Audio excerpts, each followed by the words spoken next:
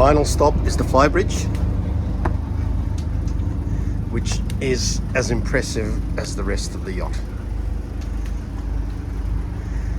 So you have a wet bar, 3 seats, there's a barbecue, a fridge and a sink.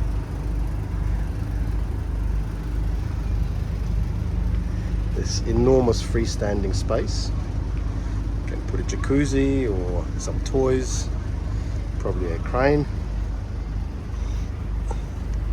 or freestanding furniture.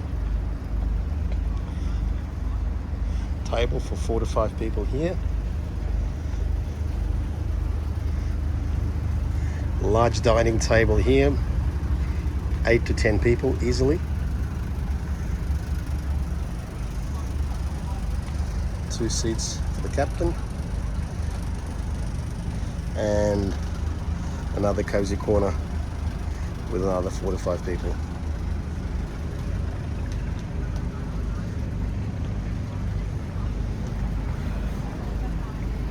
Sunroof, and before I took some photos of the engine hours, which are 248 hours.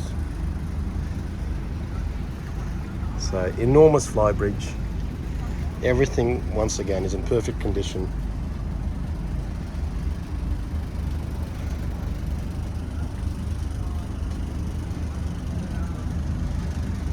This is a magnificent yacht. First to see will buy.